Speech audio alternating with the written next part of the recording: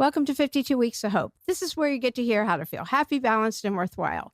How to make that lonely ache vanish and feel empowered, confident, and secure. I'm Lauren Abrams, and I get to help you feel that magic again since going through my own dark night of the soul by chatting with incredible leaders, healers, change agents.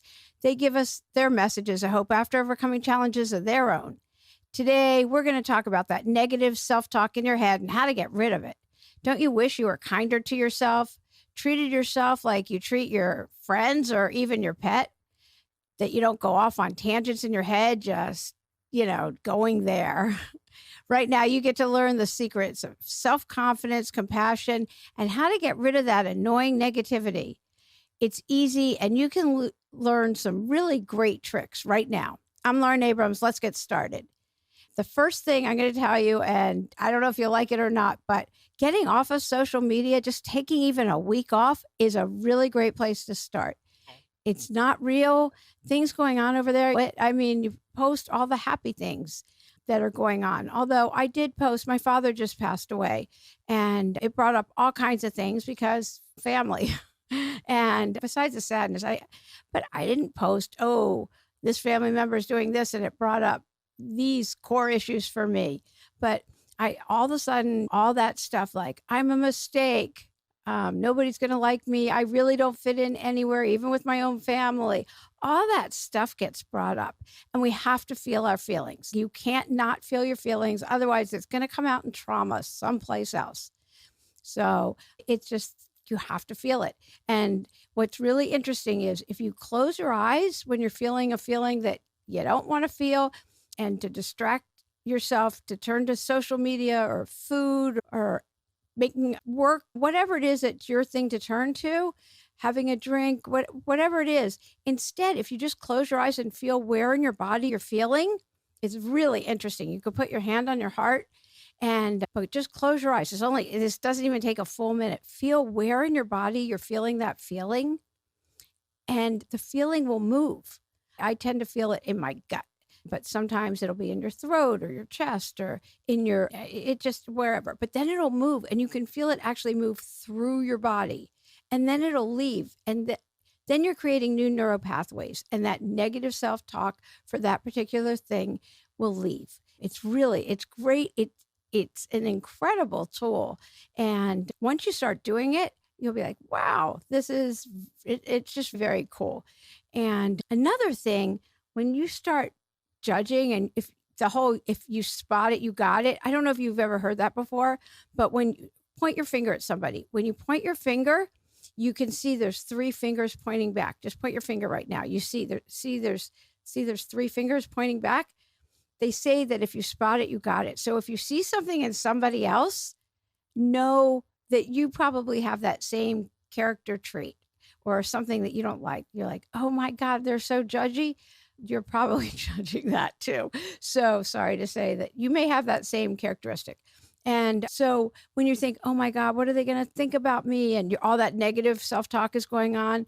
They won't like me or this and that. Don't worry about it. They're probably not thinking about you. They're probably thinking about themselves anyway.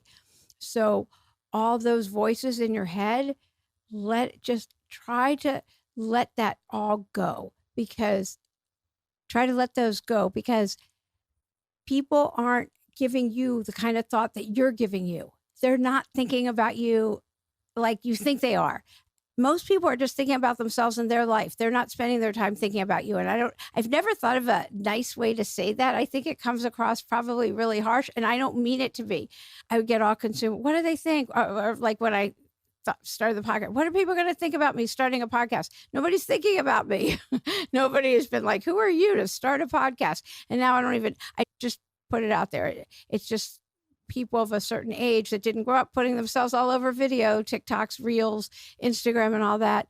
Be like, I'm not putting myself on there. My daughter's always videotaping, and we're like, what are you doing? Don't put us on there. But to her generation, it's just what they do. Nobody's paying attention anyway. Nobody's giving it any thought. So it's the whole thing of humility. The definition for humility that I was given is humility isn't thinking less of yourself. It's thinking about yourself less. And I always like that. So, and doing affirmations, looking in your eyes in the mirror, not at your hair, how does this look? Or I have a wrinkle here. None of that. But looking in the mirror and saying out loud, I am great. I love you. I am healthy. I'm so grateful and thankful that I'm so healthy. I'm so grateful and thankful that the universe has my back. Any affirmation that feels right for you, not something that doesn't resonate, but an affirmation that resonates for you. I'm being the best me today I can possibly be. I feel joy in this moment. My body doesn't define me, and I'm grateful for this body. Whatever kind of affirmation works for you. So, spending less time on social media will definitely help with that negative self talk and giving yourself compassion. Affirmations is the second thing. And instead of thinking less of yourself, thinking of yourself less. So, those were three things I think I kind of combined. So, number one was less time on social media. Number two, affirmations that feel right for you, that resonate for you. And number three is instead of thinking less of yourself, think about yourself less. And doing some grounding, go and put your feet in the earth. I don't know the scientific principle for this. Maybe Native Americans could probably explain it better than I ever could, but there's something about grounding, putting your feet actually in the earth outside that does wonders. Also, just putting a smile on your face right now, just put a smile on your face. That will release endorphins, both those things. Grounding, getting outside, grounding, and putting a smile on your face will release endorphins, even if you don't feel it, just that. But when you do grounding, you realize the earth and the world are so much larger than you, and that can stop you from that spiraling down into the, oh my gosh, for me, I'll probably mention these because for me, it's, I don't fit in. I don't know why I'm here. Nope. And then it'll be the fear that nobody's going to like me. And who do I think I am anyway? And all of those kinds of things. And then when you do these kinds of tools, you'll find that you can give yourself compassion and patience and kindness, and you can have your heart open and be there to receive the good that's there. Because whatever you focus on grows. And whatever you practice more of, I heard that whatever you're practicing a lot of, so if you're practicing lots of gratitude and a lot of openness and giving yourself freedom and patience and giving yourself compassion, you're creating grooves in, like, I can't think of the right words, but when whatever you're practicing the most of, that's your go-to. And you're going to start going to oh, I'm doing the best I can. Oh, I'm doing great. Look at me. I'm doing this. So when you're focusing on the good more often than that negative, oh, I suck and all of that. And when you do the I suck, give yourself an equal weighted positive compliment. I am doing the best I can. I do the best I can each day. Instead of I'm stupid, I'm doing the best I can. I'm human. I made a mistake. I got a phone call from someone beating herself up about how she did X, Y, and Z. I said, oh, so you made a mistake? That's all it was. And that whole perfectionist thing. I mean, I love the episode, one of the earlier episodes where the opposite coin of perfectionism is is procrastination, because people are so afraid of making a mistake, they don't even want to start. So I still play with that one in my mind. I'm not sure if that's true, but everyone makes mistakes. Okay. That's part of being human. So what? Keep going. And just give yourself the same compassion that how you would talk to your friend. You would tell your friend, that's okay. Keep going. Everyone makes mistakes. Think of how you would talk to your friend. I could hear my friend in my head tell me how great I am. And so think of how you would talk to a friend. And if your friends don't talk to you that way, you need new friends. And I could, if you need an episode on that, I can tell you exactly how to go and get some new friends, because I've been learning that myself as my kids have now both gone off to college. One graduated, and I've had to learn how do I get new friends and get new communities? And I have to put myself out there again and do things like that so that I have things to do. And it's not that hard. It's just a matter of putting myself out there again and making an effort. So, and the more you focus on the good and do these kinds of things, the higher vibrating people and you get to attract really great quality people into your life. it's a privilege, the kind of people that you get to attract when you're focusing on the good, and the universe is friendly, the future is friendly, and you focus and you concentrate your attention that way. I loved the message of hope that Eric, the trainer, gave on last week's episode about how during the period like we've just been going through in our history, there's so much artistic, and just listen to his episode. It was so motivating. Anyway, but I love when people say, oh, I should be further along right now. Says who? On whose timeline? My father, in his last 15 years, accomplished more as far as giving back and doing for others and having people feel heard and seen, because that's really what people want. They want to feel heard and seen. And I don't know, everyone felt like they were special. That's the message that kept coming back. So I mean, I did, of course, because I was his daughter. So, but everyone felt like that. So I want to know, there must be a formula for it. And when I find out what it is, I'm going to tell you, because I know if you put down your cell phone and when you're having a conversation, that definitely helps people feel heard and seen. But there's some way he did it that really made people feel special. So I'm not sure exactly what he said to people that they all felt like they really had that special connection with him, that many people. But I want to know. Scott, my husband's dad, they all had felt like they were his best friend. And I know why I felt like that, but that's because he felt like you feel like he asked a lot of questions and he genuinely listened. I'm not sure what my father did. So maybe that was the same thing. Maybe that's the formula. When you're talking to somebody, you're 100% there, which I get, and you ask a lot of questions and you genuinely listen, but there's something else. So I'm not positive what that is. I think maybe you say, this is just between us. I just don't know. I'm going to ask a few people, because maybe that's what it is. This is just between us. If you say that, maybe that makes them feel special. You can tell me what you think it is, that there's got to be something where this many people think they have a special connection. But anyway, back to, I should be further along by now. I mean, I just don't buy that at all, because who says there's no timeline? You're exactly where you're supposed to be when you're there. There just is no such thing. Everybody goes through hard times. Everybody goes through really hard times. And I don't think we'd appreciate the good times if we didn't go through those hard times. But when we're in the hard times, you can't hear that. I sure can't. And so, but you don't have to go through any of them alone, ever. That's why we have community. That's why it's important you have connection. And that's why it's important you tell somebody when you're going through it. Listen, there's just been that's what all these episodes, 101 episodes, are about. What people's hard times have been, how they got through them, and a message of hope. And there's been some really hard times that people have gone through. I mean, we all go through them. This podcast comes from my own dark night of the soul, and it's not it was bad. It was bad. I'm not going to act like it wasn't, but it's not the darkest time of my entire life.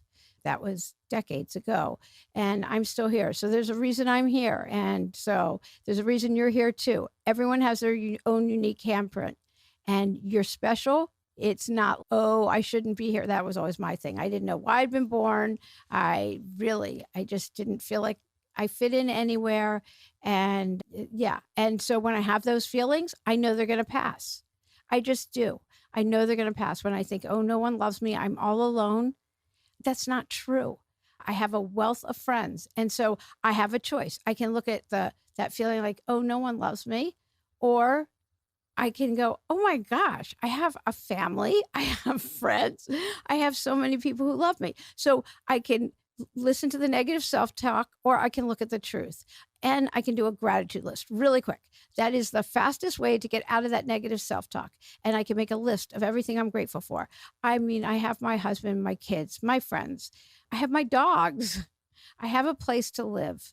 I have a podcast that I get to record, and I hopefully can give a message of hope to somebody. If I help one person, it's worth it. And I help people in my law practice. I get to help people all over, and that's what lifts me up. And there's so many things. I have electricity. I can put my feet in the ground and do grounding. I can go walk around the block, that I can walk. There's the list. It can be the minutia. If you go all the way back to Amanda Payton's episode, one of the very first ones, and she was sure she's never going to act. Every time she gets an acting job, she's never going to act. Oh, you should listen to it and then see how many series she's been on since that episode. And she talks about just doing the dishes. Get up and just putting the dishes in the dishwasher when she's just completely down. And she's gotten married and bought a house since that episode, by the way, besides everything else that she's done. It's really fun to see where people are since their last episode. And so, yeah, doing a gratitude list will get you out of the negative self-talk very quickly. So that's another one of the tools. So I'm grateful and thankful that I'm exactly where I'm supposed to be in my life, and visualize. You know what? Visualize where you want to be, your biggest dreams. Make it even bigger, be it Angela Manuel Davis. Can you see where you're supposed to be? Can you see it? If you can see it, it's not big enough. Because we all have dreams, and we all have our own path, and we'll get there when we get there. Focus on the good, make a list of all the positive aspects of any situation you're in right now, and surround yourself with positive people. Practice the positive self-talk and get outside. Being inside is not good. Take it from me. Take it from me, somebody who works inside all day. I try to get outside a couple times a day. I just went and met somebody yesterday just to get outside. I had something of hers and she wanted to come by and get it. I go, let me take it to you. Just so I could get outside. It's a problem. I love my work, but it's all done inside. So the other thing is to breathe. I hear how fast I'm starting to talk. So breathe. Take deep breaths. Breathe.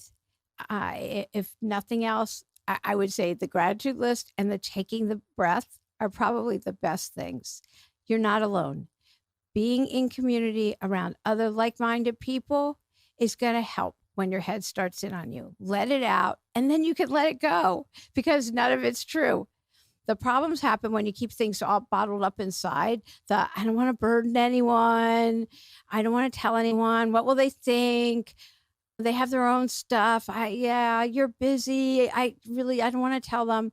That's when it dominoes into all kinds of other things and other topics in your head. It just takes a nanosecond for it to go from one like, oh, I'm stupid. I have nothing to wear. I'm fat. I'm this. A nanosecond. I mean, it takes one to know one. It takes a nanosecond for our heads to just take off. And it's not worth it. It's just not worth it. So first you have to recognize, oh my gosh, my head's taken off. So it takes actually noticing. And once you notice it, say, oh, there it goes. And you can stop. Breathe, smile, laugh at yourself. We all do it. I have to say, I haven't called myself stupid in years. I mean, my whole refrain was, I'm the dumb one in the family. I'm the dumb one in the family. My brain is never going to, I just thought my brain had atrophied. I didn't think I could take anything in when I started going to college. And it's a muscle. It just needed some exercise. And I did fine. I did very well in college and then law school. I mean, like, nothing we tell ourselves is true. You can do anything you want in life. I just heard about somebody who was going to go on antidepressants. I'm not getting into a whole antidepressants thing, but instead she took 30 days and put up positive affirmations all over her room in her house. And she repeated them out loud for 30 days. And she went back to the doctor and she didn't need them. And I just find that just so heartening. So we can be our own lifter uppers, and surround yourself with other people who are going to do that for you. I mean, everybody knows stories of people who have been on the verge of death through cancer and cured themselves. I mean, the near-death experiences and all of that, my kids used to hate. I would always play the one, Anita Morgiani. I can't believe I can't pronounce her last name at the moment. She's so well-spoken and she's funny, and it's proven. I mean, she was on her deathbed and she's written books and everything else. She's so good and so uplifting, and I just love her. But yeah, she was in the throes of cancer, and it's just in very bad shape. So anyway, we can cure ourselves. And one other thing I really want to say is there's no end game here. Enjoy the journey. I mean, I'm working on, I know I've mentioned it. I'm working now on a TED Talk, and I'm not focused on the TED Talk. I'm just trying to enjoy this application process. And I have to make a 1-minute video, which is, I've never worked so hard on 1 minute in my life. It's okay. I'm not trying to sugarcoat or doing negative self-talk. My 1-minute videos are just not, they look like I'm reading, and I'm not reading. I just look like that when I'm doing them. I have no idea why. So I just laugh at myself, and I keep remaking them. I've probably made over 100 1-minute videos by now. It's part of the application process. So I just laugh at myself. There's no end game here. Just enjoy the journey. And if you can't laugh at yourself, life is to be taken lightly.